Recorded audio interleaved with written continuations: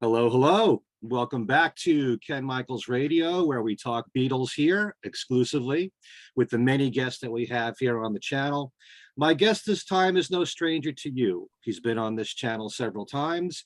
He's been on my podcast shows, Things We Said Today, and Talk More Talk, a solo Beatles videocast.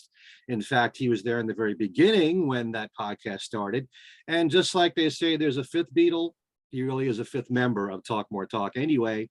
And he has written so many books for Beatle fans, a pair of books that make up the biography for George Martin, Maximum Volume and Sound Pictures. Before that, the Beatles Encyclopedia. I have a few of his books beside me here. Very recently, we had him on as a guest with his co-author, Jason Kruppa, for All Things Must Pass Away, Harrison, Clapton, and Other Assorted Love Songs, all about the relationship between George and Eric Clapton, and the wonderful All Things Must Pass album, and a collaboration with my colleague Kid O'Toole, Fandom and the Beatles, and one on John Lennon here, 1980, The Last Days in the Life. And I said he also wrote the Beatles Encyclopedia. To a lot of people, he is our encyclopedia on the Beatles. Welcome, Ken Womack.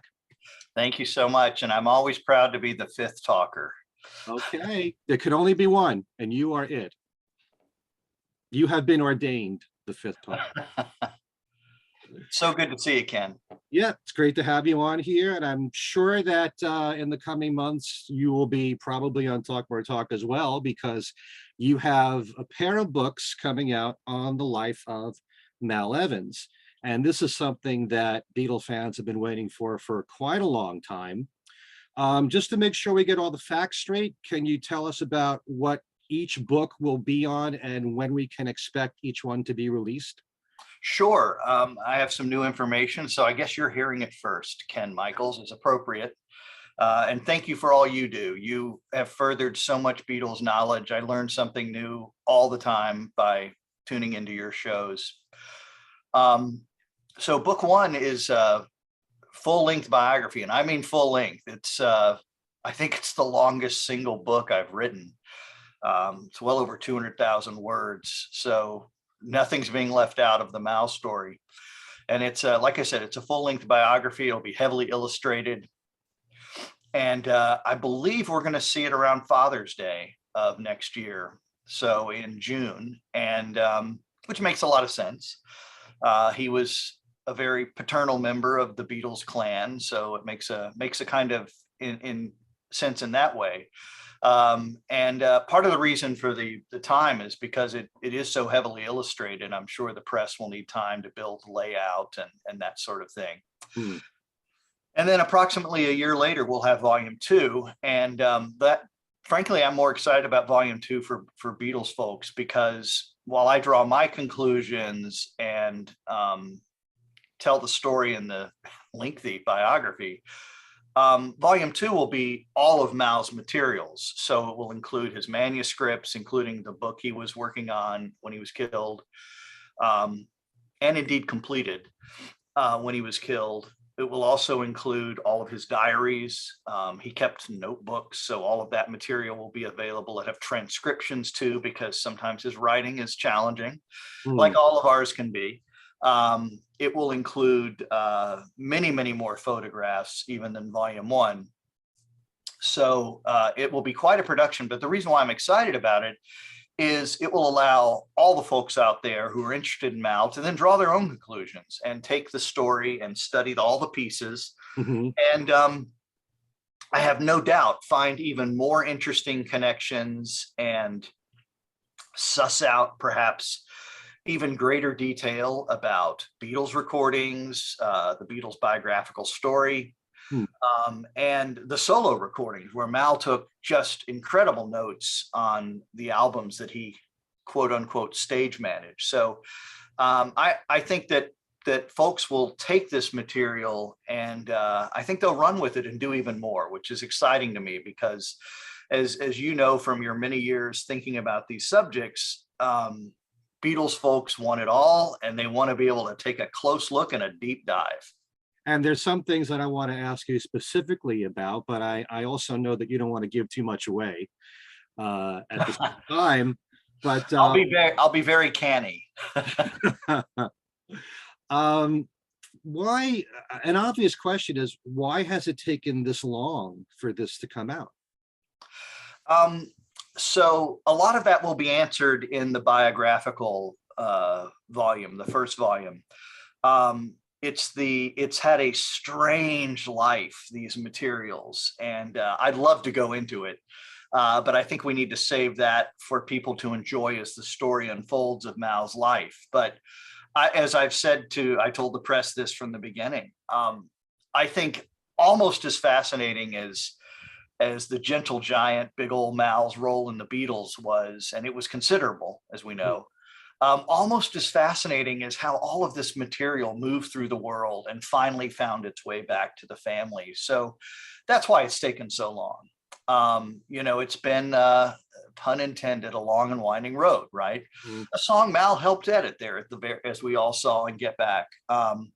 So it's really the trip of this material around the world. And of course, as you know, there was even a hoax in 2004 where a fellow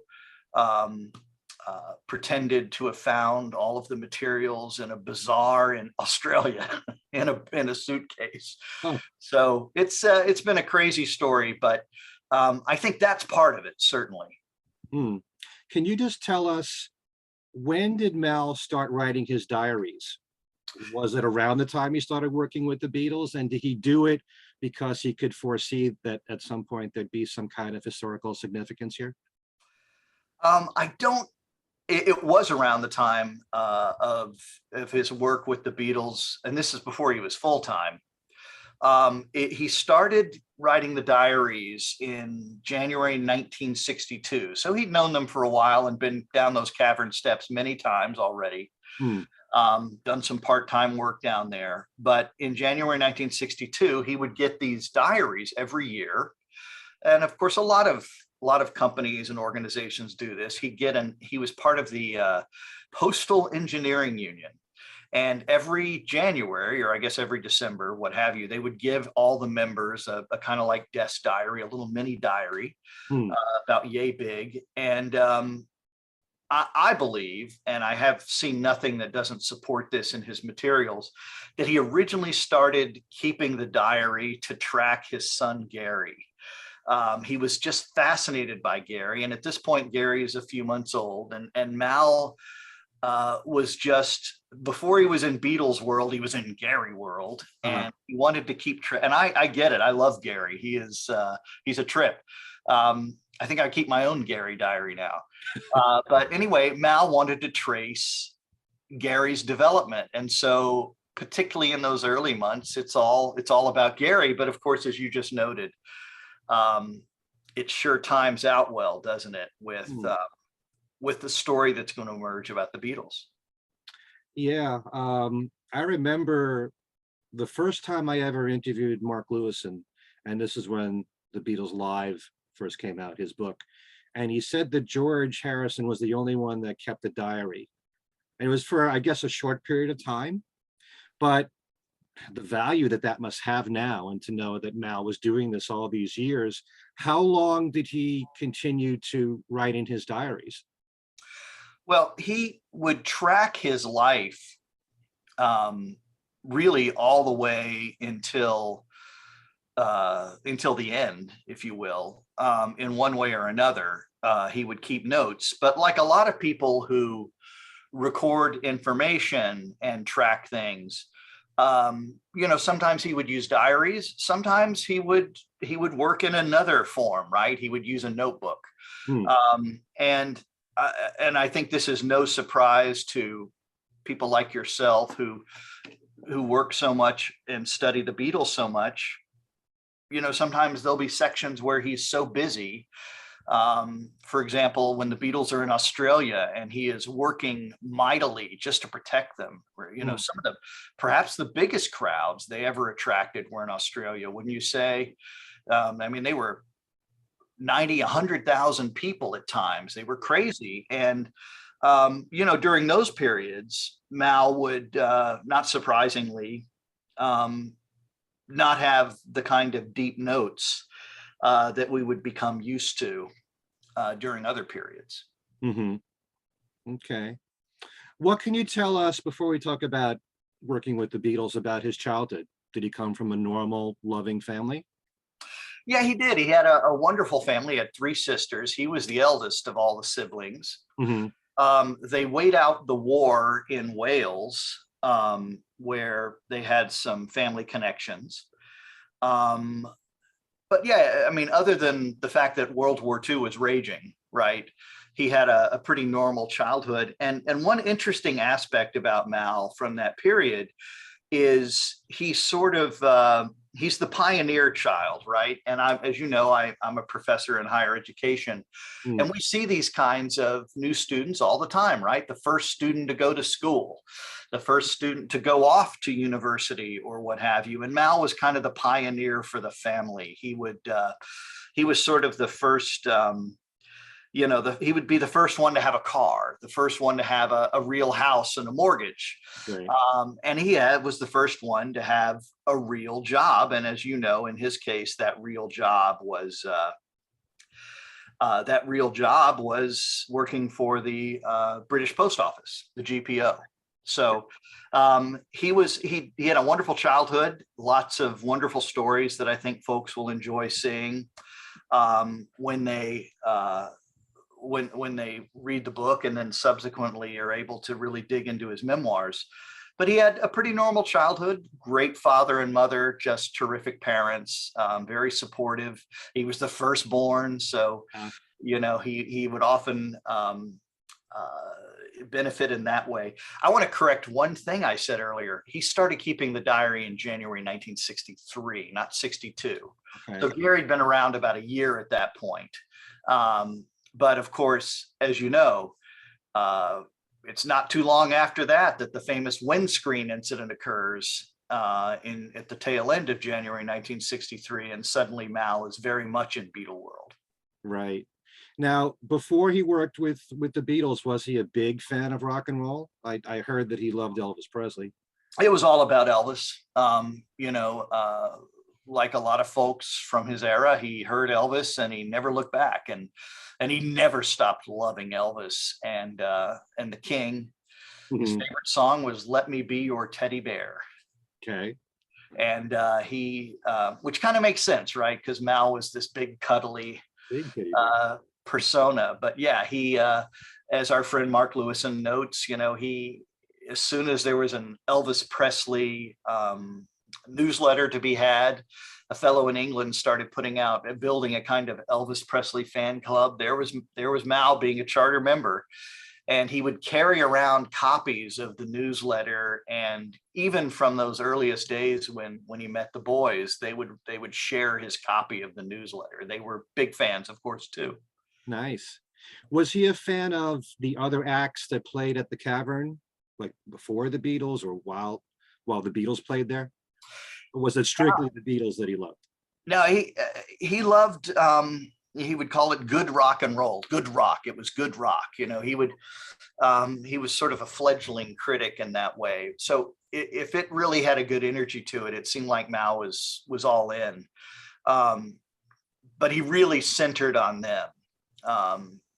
And part of it was, as people I think already know, it was George Harrison who befriended him first, and they became buddies. He would come over to Mal and Lily's place and hang out with them, and he really felt a connection to them. And I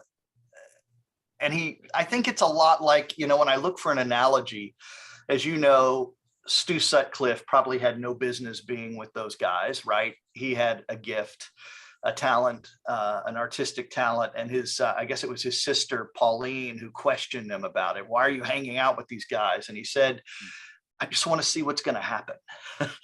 I think there were a lot of people in the Beatles orbit who were excited to see what might happen. They all must have known that it would take a minor miracle for anything to actually happen, but they had so much promise, potential, and personality, the three Ps, that folks like Mal and Stu, whose paths probably never crossed, I think they just wanted to be around to see what could happen. Why would a guy like Brian Epstein change his life, right? Mm. I think they wanted to see, of all the people they would meet, these guys seemed like there was a kind of potential. What might happen here? And I think that was the attraction for Mal at some level. Right. You could say that about someone like Klaus Vormann too. Sure, exactly. Yeah. And a lot of that crowd, right? Yeah. Can you tell us more about, you mentioned Lily, Mal's wife, how the marriage, how they met, and forgive me for not knowing, is she still with us? She is still with us. Okay. And Yeah. what the marriage has been like, and obviously the tragedy with Mal dying the way he did, but was it, for the most part, a solid marriage? And what was it like for her to be the wife of someone who was constantly with the Beatles? Did she handle it well? I think she did incredibly well, all things considered. I mean, she rightly should have left him at certain points, Hmm. because she was a Beatles widow, right? I mean, there were a lot of folks who could have probably said that, Yeah. to some degree or another, but her husband was off with these four guys, right? Constantly working. Um, there's an explosive nature to this story, light and dark sides. And I think you see that all the way through, right? Maybe that's one of the reasons we still watch. It's still compelling. You have, as I tell my students every fall, this is a true story. In a lot of ways, it's really normal, right? People going through life situations. One guy dies young, another's murdered. Another guy dies young, Brian Epstein, right? I was thinking George, but a lot of it is very archetypal, but there's one thing that's different, and that is they're this outlier, right? Hmm. There is nothing else like them in the history of art, much less popular art. And the explosive nature of that affected everybody who was close to it, right? Obviously Mal and his wife and his family, Neil, Sure. Aspinall, you could just go down the list, right? Of just about everybody who's involved, the relationships that, imagine Cynthia Lennon's experience. We don't have to, we have her books, so there's this very fascinating but tragic ripple effect that you see. Because again, the Beatles as a phenomenon are an outlier. And so it's otherworldly. Mal could not have imagined what he signed up for when he started working full time for these guys. Right. Nobody knew, right? The Beatles didn't know. And the fact that he would still be working for them a decade later, albeit in a different capacity in the post Beatles years. Is there such a thing? Has it ever been post Beatles? I don't know, but you know what I mean. It is fascinating to me, and I think if we want to think about their relationship, it lived inside really from 1963 on, inside the Beatles outlier bubble. Yeah. Sometimes, unfortunately, we don't stop to think about what it must have been like for the women in the Beatles' lives and their friends. Like you mentioned, Cynthia, Patty, Maureen, what it must have been like to be married to a Beatle, or in the case of Jane Asher, what that life was like too. I'm sure it wasn't easy, many times. But absolutely, because they're going through things, both the families and the Beatles themselves, for which nobody had a primer, nobody had a guidebook. There is no guidebook, right? It's hard to imagine that level of celebrity and danger that existed around them, and really still does in different ways. They still don't have total privacy. No way, no. And the I was actually just a few nights ago was talking to a woman who is related to Ringo. She came to one of my talks, and she said he and Barbara couldn't go to a wedding because how do they go to they've sent nice gifts and helped out in every possible way because they're lovely people, but at a certain level, what could they do, right? I mean, if he goes, it becomes It's more about him. and his security. And right. So, one of the very common online discussions about Mal is, why didn't the Beatles go to his funeral? Right? Are you kidding? Of course they didn't go to his funeral. They couldn't. They could go. They only went to Brian's wake because of the synagogue on Abbey Road. Right? Mhm. They missed the other event in Liverpool. It would have turned it into a circus. And Mal's family had tragedy enough to deal with when they finally got his ashes. Right. You mentioned Neil Aspinall. Obviously, I would love to talk mainly about the Beatles here. Do you learn more about the relationship that Mal had with Neil in the book? Yes, you do. And I think people will be pleasantly surprised about a lot of aspects of it. What's really interesting to me is I discovered this. I probably interviewed 100 people for this book. And when I would talk to them, I would invariably ask them about Neil, because I don't think you can understand that very small world they existed in if you don't understand Neil's role too. Right. So I learned a lot about him and the many things he was going through, trying to walk that tightrope. Imagine just intellectually, what Neil went through in that roller coaster all the way to the end of his life. Yeah. I don't know that the guy ever got a real break. And I mean, for the whole of his life. So yeah, you learn a lot about Neil Aspinall, about the closeness that they shared.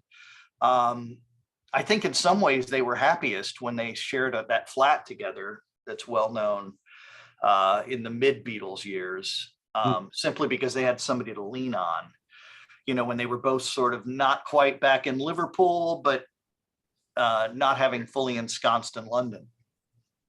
Okay. Would you say overall, I know this is a very general question, but Mal performed so many functions for the band, all kinds of errands, setting up equipment. I'm sure he was probably at their beck and call. And was it an easy job, or was it at times very difficult to work for the Beatles? Oh, I think the answer is yes. Right?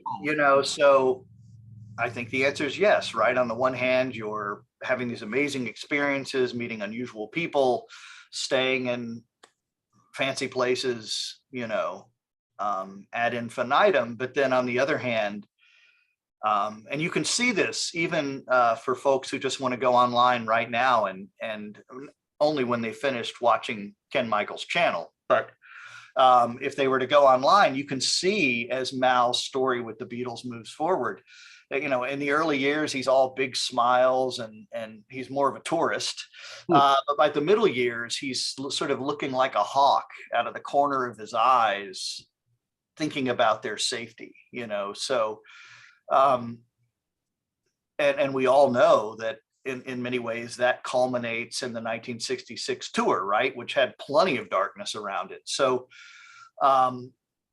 it was both easy and extremely difficult. I talk a lot to my students about this issue because I'm interested in corporate authorship, and when I mean corporate, I don't mean like corporations, right? I mean the fact that anybody who is an artist has a lot of people who help them. I don't care if it's one of the Brontes working by candlelight, writing a novel in the 30s or something. People helped them, right? They may have been compositors and editors and friends and relatives, but nobody does anything in this special little vacuum. And Mal worked fiercely to make sure that they had every possible creature comfort in the studio, that when they wanted a new guitar, and technology is so important to the Beatles story, right?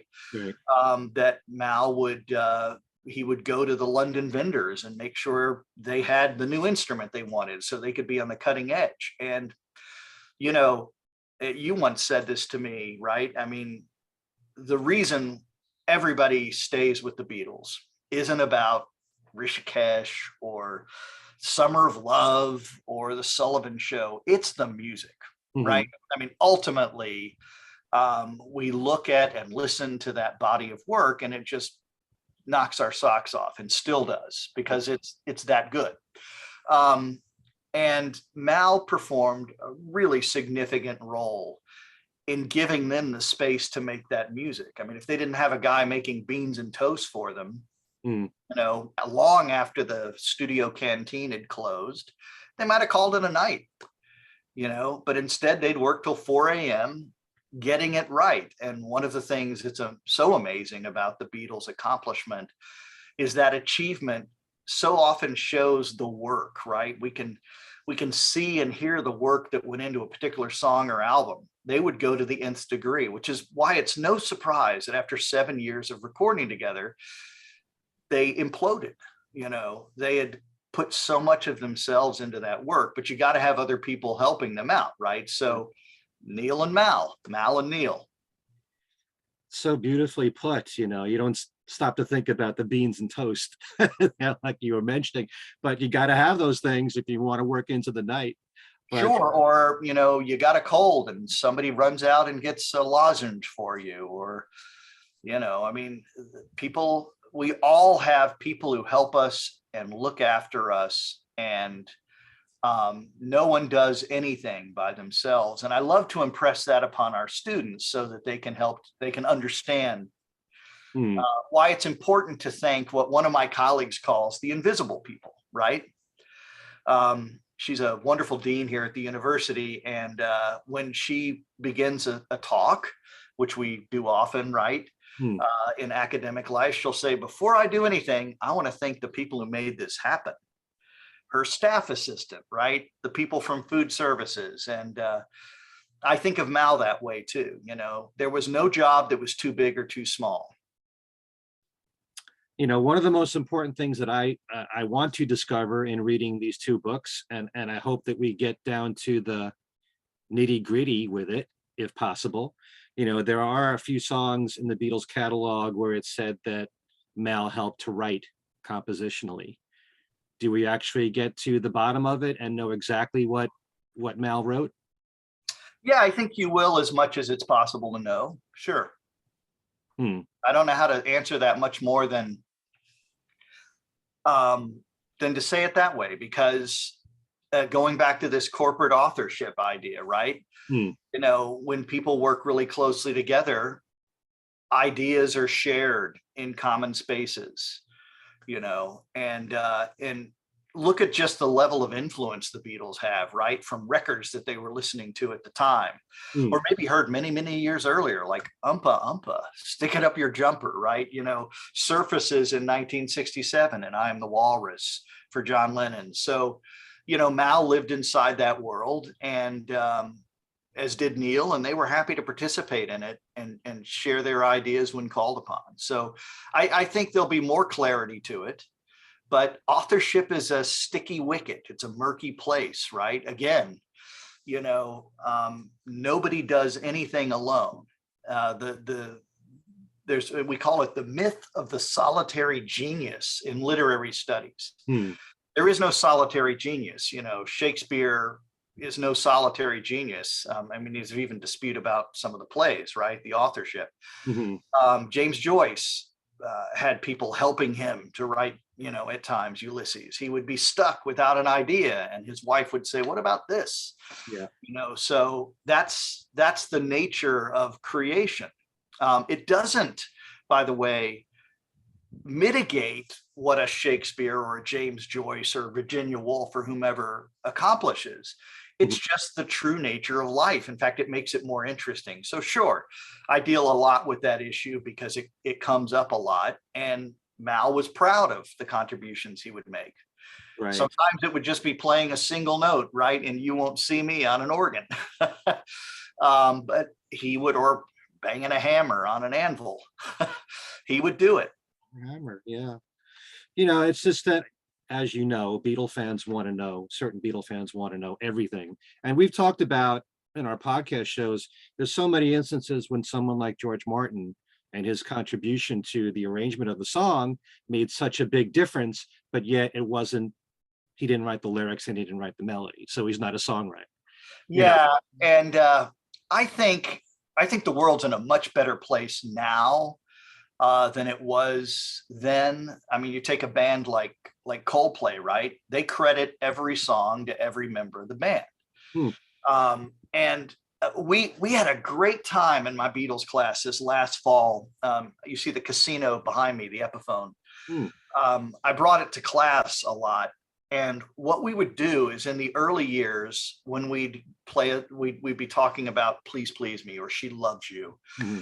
Um, I would pick out the licks that George Harrison would play. And with those two songs, It Won't Be Long, right? Hmm. Those licks make the songs, but he gets no credit. Right. You know, Lennon and McCartney didn't come in and say, George, here's the licks you're going to play, right? So authorship is a very complicated, mysterious idea, but George very well knew that he was making those contributions. I don't know about you, but when I watched Get Back, I was really stunned when Dick James is there. Hmm. And George is having to listen to him talk about Lennon and McCartney. And you feel for George, and is it Ringo who says, what are you going to do with your half of 1%, George? I forgot the line, but I would imagine anybody would be, getting stressed out about that. And that's before George walks, right? Yeah. In fact, it may be the day or the day before. It's a crushing moment because about his contribution. And to Peter Jackson's credit, we get that extended section later where you can watch George arranging Billy Preston's parts for him, or you watch George arranging with George Martin, the two Georges, working with Ringo on Octopus's Garden. Right. It's a wonderful, magical moment, and it shows authorship happening in real time, but neither of their names are on the song, even though we see the integral changes that are being made. But today, of course, it sometimes perplexes people, but you'll go to Wikipedia and you'll look up maybe a current hit and you'll see 11 people writing on the song, including the people who perhaps engineered the track or perhaps prepared the electronics, but it's probably the right thing to do to account for anybody who had a hand in a tune. Right. I deal with those things very, very profusely. That's how you get to over 200,000 words in a book, I'll tell you. But they're big questions, and they're interesting ones. Obviously, by the way I'm prattling on, they're interesting questions to me. Yeah. I was just reminded of how Paul very often cites And I Love Her, and George Harrison with those 4 notes, which makes all the difference. It's the song.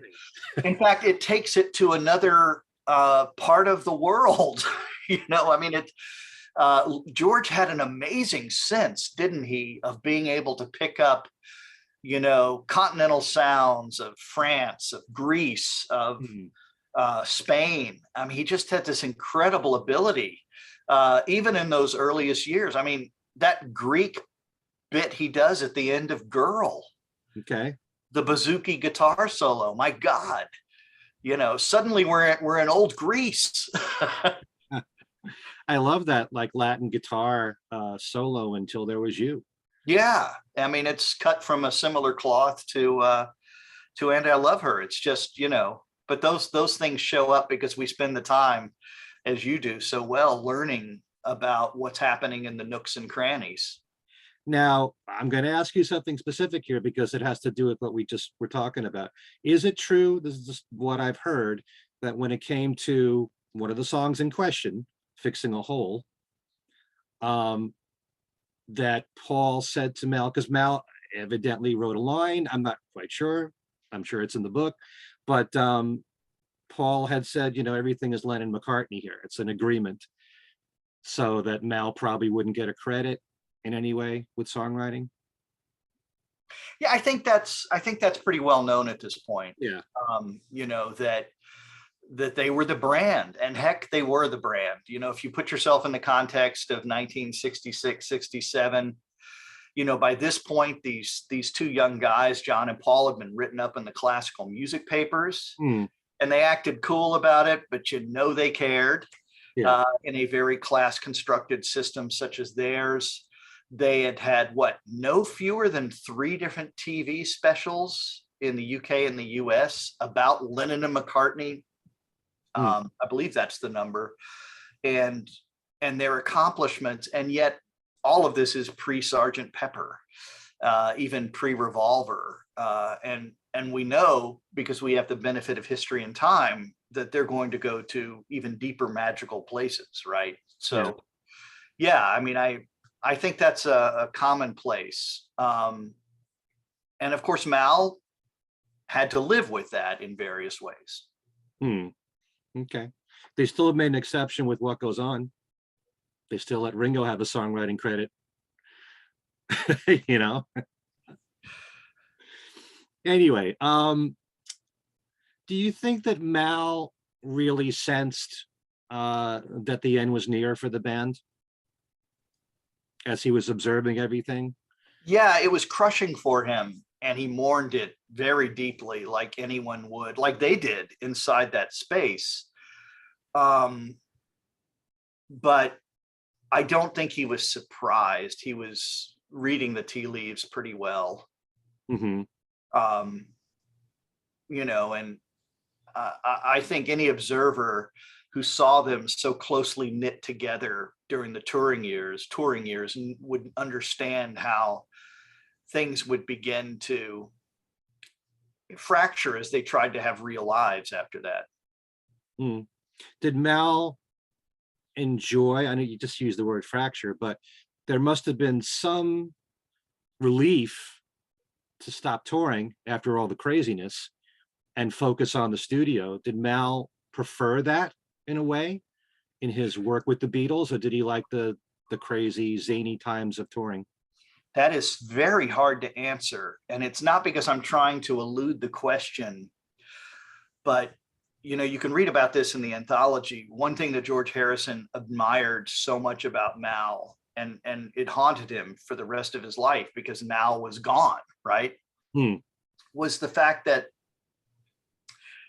you know, folks like Mal and Neil, and they're not the only ones, but we're talking about them right now, were so dedicated to the cause of the Beatles and their art that if they weren't touring anymore, then they simply adapted to the new life in the studio. So, you know, if they had said, we're going to tour again in 68, 69, that we're going to go out and do these shows in a, you know, an amphitheater or go out on a boat at sea or whatever the hell it was, they would have been like, okay, that's what we're doing. That's the mission.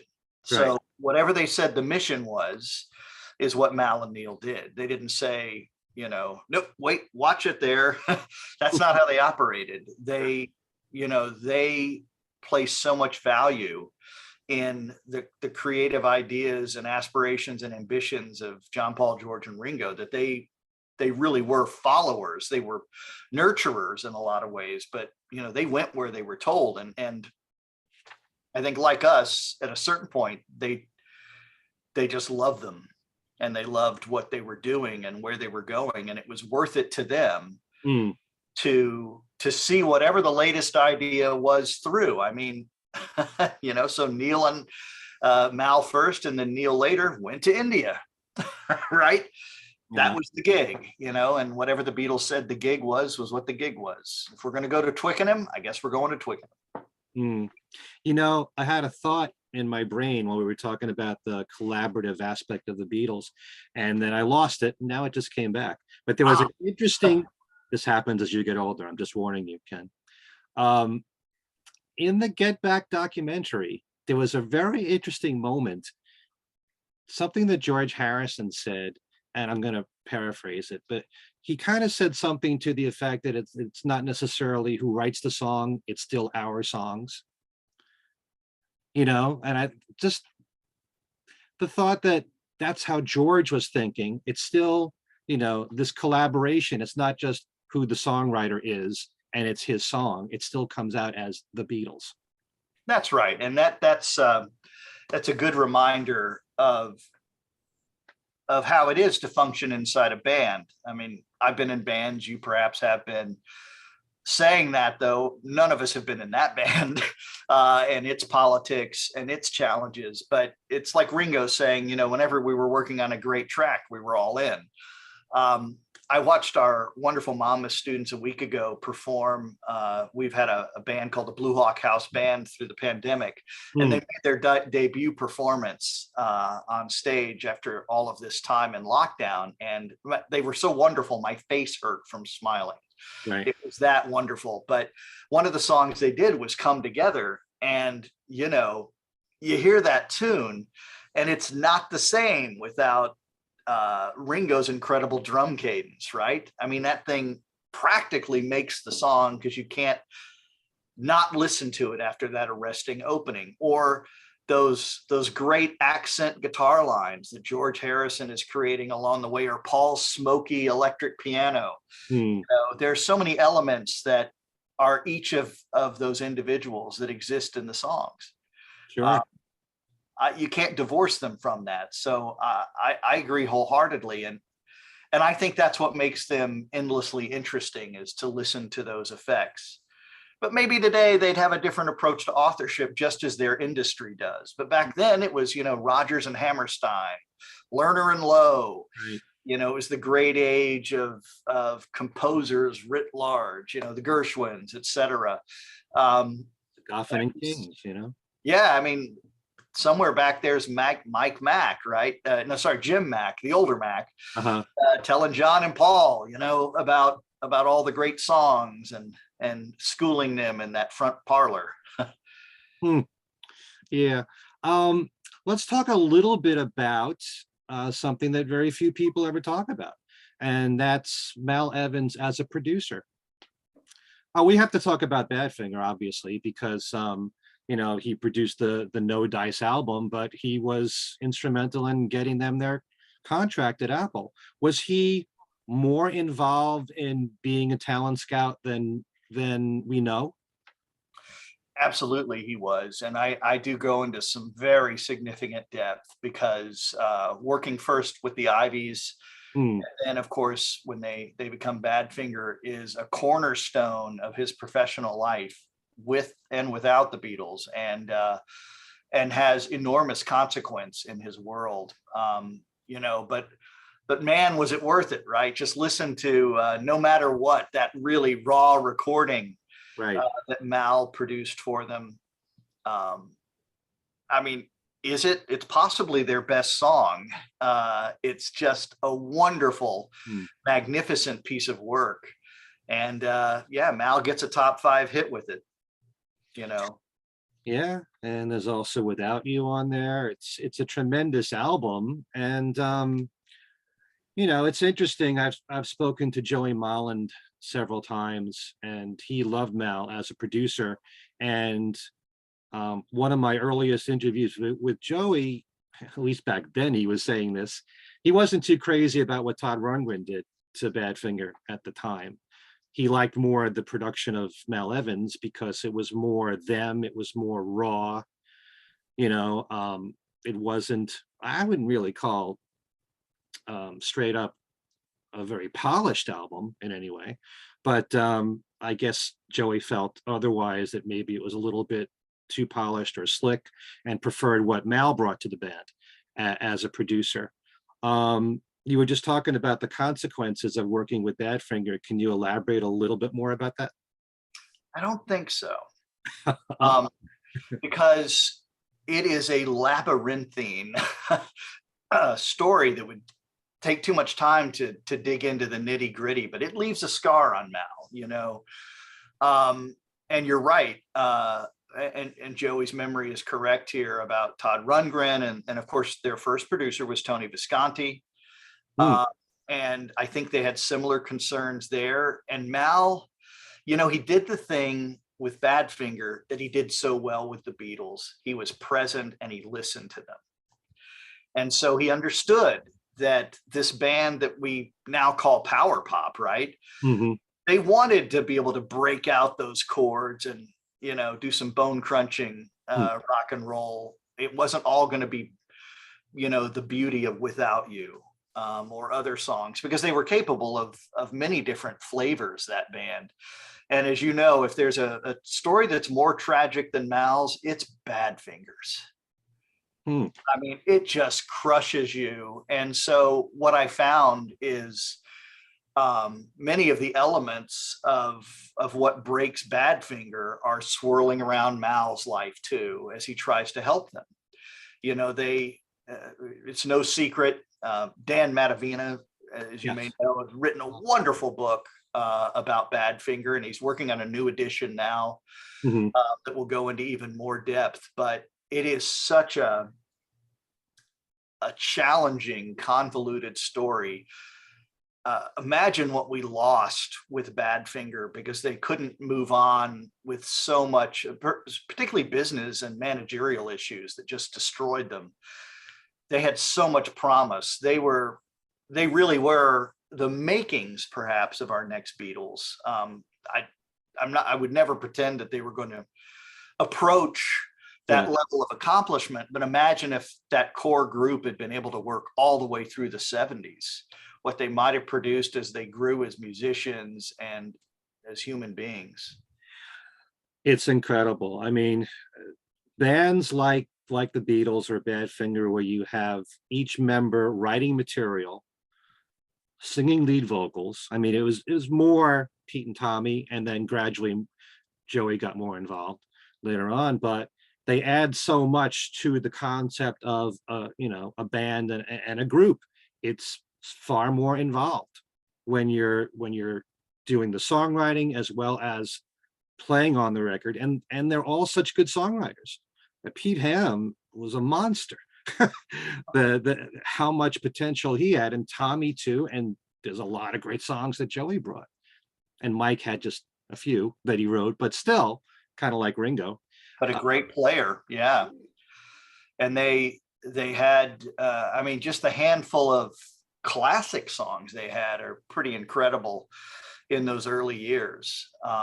Who knows where it might have gone. And it's a reminder about how amazing it is when this stuff even works, right? That the Beatles, one calamity here or there might have derailed that achievement from at least seeing 1969 through, right?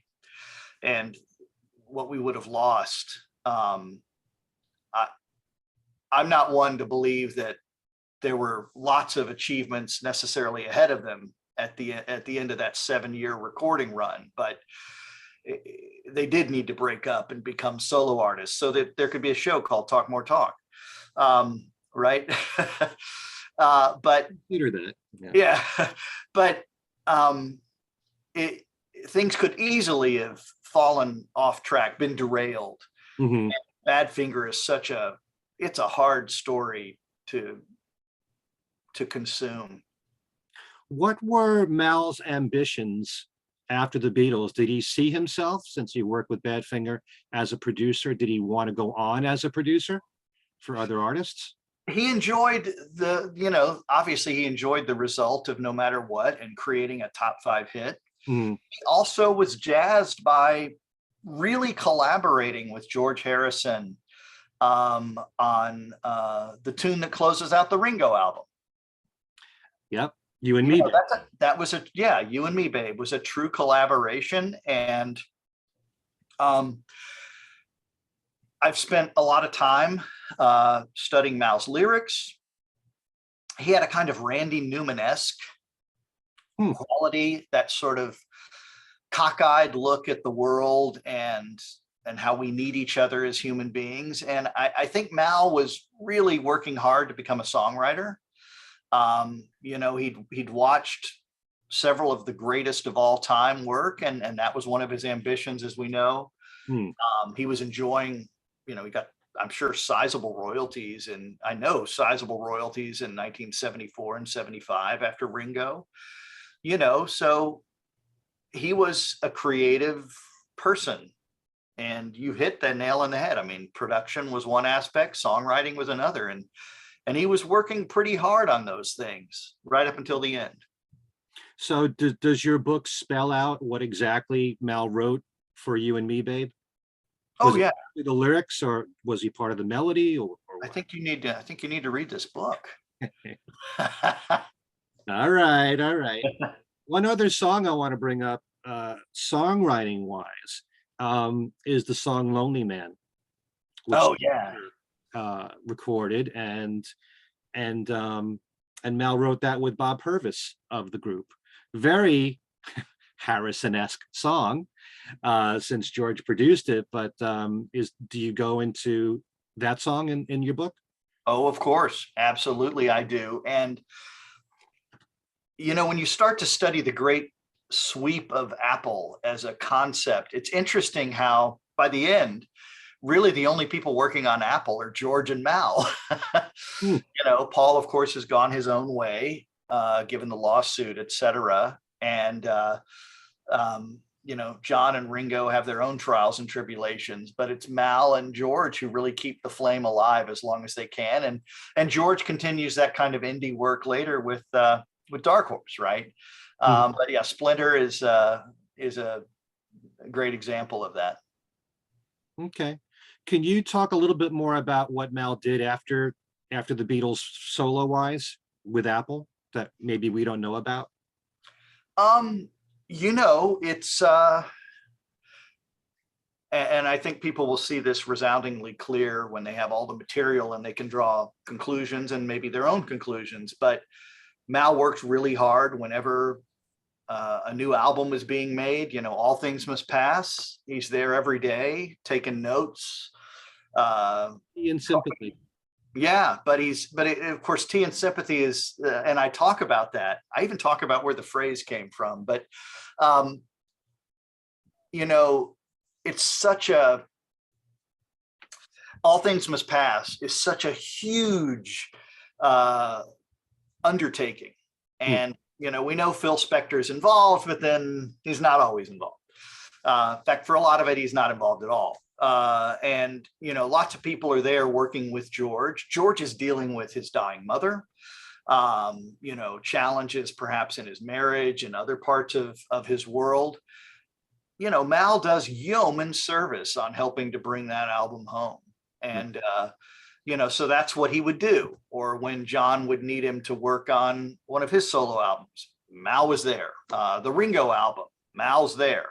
Part of the reason Mal relocates to LA is to work on their projects with them so he can be there when they need him during that period. So his duties never really stop. The location changes. Okay. And in many ways, for the solo albums, the work he would do was probably even more taxing because there was no Neil there, right? I mean, on occasion there would be. For example, Neil is very much in the picture during the concert for Bangladesh, and its post-production as a documentary and as a triple album. Is it a triple album or a double album? Triple. Yeah. I figure Ken Michaels would know. But other times it's just Mal. And sometimes, so let's take for the Ringo album, they're working with a new producer, Richard Perry. Right. So Mal's negotiating a guy he doesn't know that well, and doing Tea and Sympathy. So I think in many ways those were probably more complicated projects for him because the apparatus that lived around the Beatles has dispersed, and so now there's this one guy taking on probably more on his very broad shoulders. And also on so many of the solo albums, each individual song could have a different lineup of musicians. Yeah. So it means keeping track of them and making sure they get paid, because by that period, we're in the early 1970s and the great era of studio musicians is kicking in. And of course, I mean, let's just pick on George alone, right? Some of the best players in the world are going to play with George on his albums. Yep. Keltner, we can start there, who was perhaps the most sought after studio musician during that period. So, Mal is having to negotiate egos and all sorts of things, again, in the service of these projects. Very interesting. Yeah. you hear so much about Mal not getting paid all that well when he worked for the Beatles. Was that a constant? Well, you just mentioned that he made some good money from You and Me, Babe. But was that a source of frustration throughout his life and after the Beatles broke up, even though he worked for them individually? Sure. I've spent some time talking to some pretty smart economists to try to understand what Mal's buying power was like. Hmm. And, it's a mixed bag. On the one hand, many Britons were living families, full households on much less than the Evans family enjoyed. Right. But then at the same time, he's traveling with millionaires, and that creates its own cost and inevitable comparisons. And so, yeah, I mean, that was something that was a challenge for him, trying to negotiate those two different worlds. Hmm. The one of the house in the suburbs that he had, first in Liverpool and then in London with the family, and then jetting off to Big Sur with, George and Ravi Shankar, Uh-huh. and staying at Pebble Beach. I'm sure it had to be just bifurcating, right? To be stuck between those two worlds. It's kind of interesting to think that since, like we said, Neil Aspinall was with them till the end of his life. If Mal had continued to live, would he have been maybe treated the same way? In the possibly working for them? Oh, sure. I sometimes, when Gary and I talk about this, Gary Evans, Mal's son, who's now 60, we discuss that. And I think Mal, he could not have died at a worse time. I guess any time would have been a bad time, but obviously the Beatles, by then, their achievement has been cemented for all time. That's not up to conjecture at that point. But, when Mal dies, the Beatles partnership had really only been partially cleared up for about 8 or 9 months, and I mean partially, right? Because so many other pieces hadn't come into play. Neil was only just coming back to help rebuild whatever Apple was going to be in its next phase. Right. Imagine if Mal sticks around into the 80s, right? Then he can be involved in so many of the events that Apple stages, the CD releases in 87, anthology in the 90s, Beatles 1. They get very good and deft Right. at handling those sorts of things. So absolutely, I think Mal would have seen great compensation, and he was always going to be, as long as he lived and was, just a great keeper of the flame. He didn't betray them. He wouldn't betray them. And so he and Neil were cut from the same cloth in that way. Is there much in the book about, how he had to deal with Alan Klein and the Beatles as well, and how Alan fired him from Apple, and then the Beatles brought him back? And absolutely. Well, and that one's kind of fun. And I'll say a couple of words about that. Alan couldn't fire him. He didn't work for Alan. So it was when of course he tried to get rid of Mal and Neil, which is what I guess tyrants do, right? You get rid of the supporters, you cut off the limbs of the inner circle. But Mal and Neil never worked for Apple. Mal and Neil worked for Beatles and Company. So they had 4 bosses. They never worked for Brian Epstein. They worked for John, Paul, George, Ringo. So I think that's pretty fascinating in itself. But yeah, Mal and Neil, I go into great detail about how they negotiated that world, which was swiftly changing and actually in many ways more crushing for Neil.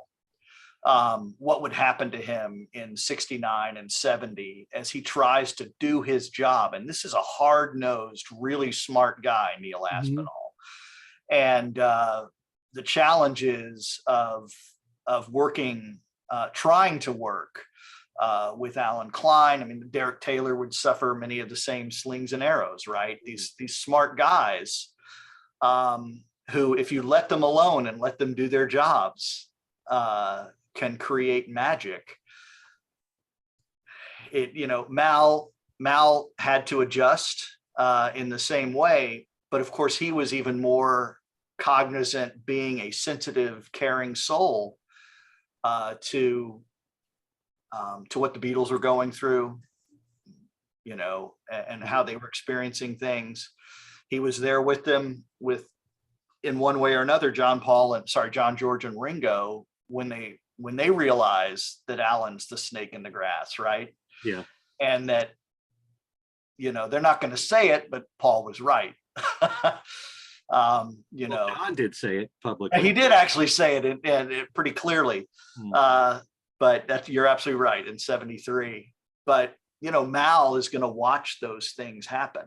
And, he's undoubted. I think people already know this about him. He's a very sensitive, caring person. And, when they were crushed, he was crushed by proxy.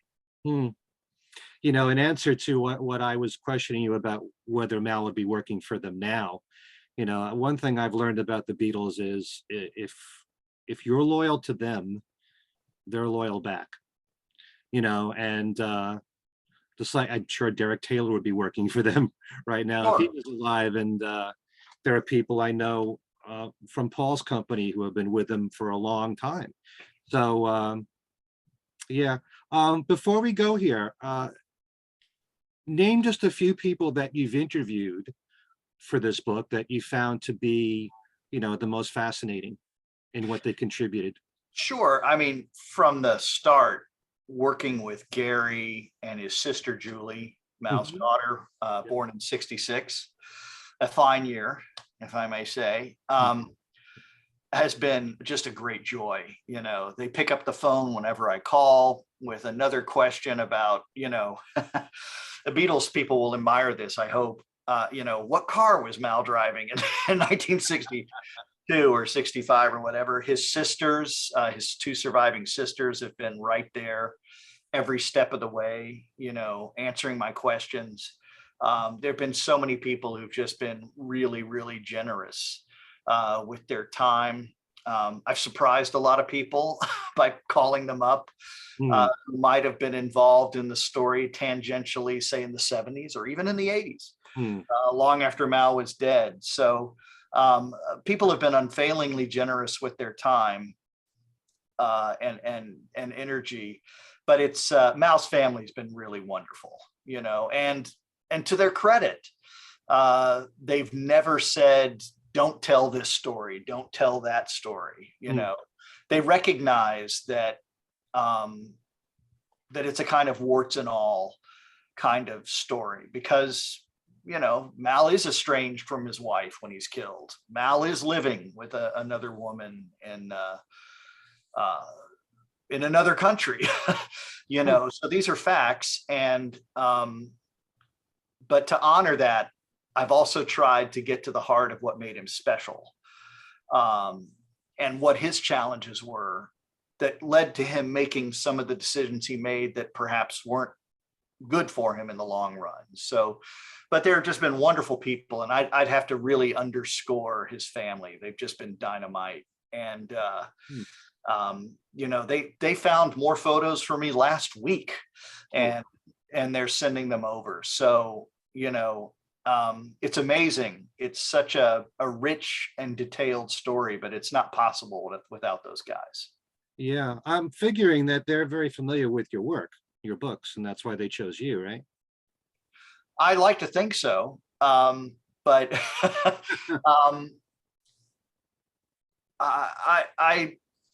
hope that they've learned to see me as a good collaborator. I haven't hidden anything from them. I send them drafts. Gary's, I think, read the book 3 or 4 times at this point. And has been perched on my shoulder, if not side by side, making sure we're getting things right, making sure we're capturing the flavor of a particular moment, sometimes a really tense moment. But those guys have been great. His sisters have been wonderful, you know, because of course they have almost the only window into those early years. Mal did fortunately write up a big sheath of notes on his childhood, which just saved the day on that, because otherwise, you know, most of his childhood friends are dead. Yeah. Even though I have all their names from Mal's manuscripts, you know, inevitably you finally make the call and they're no longer with us, you know, because they'd all be in their 80s. And they didn't live easy lives in working class Liverpool. So those folks have just been essential in helping to flesh out, like I said, thank goodness for Mal's notes on his pre-Beatles years. Yeah, well, I'm telling you, I can't wait for these two books to come out. Father's Day next year, hopefully, for the first one. And, you know, your work is so wonderful, Ken. And, you know, you're welcome here anytime. Well, thank you, Ken. And you know, I feel like my work has gotten better since I've been spending more time with you and folks who challenge me to dig deeper. So I really appreciate what you do. And you know, there isn't a month that goes by when you and your guests aren't sort of synchronizing some new detail and helping us to understand this story. And this is the nature of biographical work, right? I mean, if you look at it at a different glint of light, you may see something else. And like I said, that's what excites me is really book two, because, you know, to be able to have other people look at it, and they may see something in a corner that I could never have seen. They will see something in a corner of a story that I simply couldn't see because they saw it differently, or had an experience that they're able to apply to it, or even a conversation with a witness that was unavailable. I'm just very excited to see how the world uses that. Yeah, well, anytime you learn something new about the Beatles, it's so worth your while.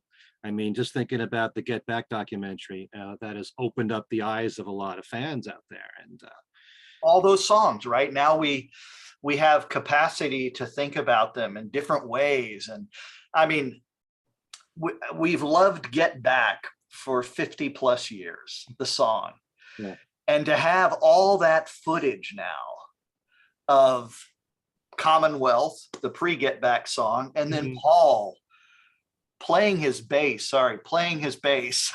Yeah. like an acoustic guitar, and just out of thin air. Yeah.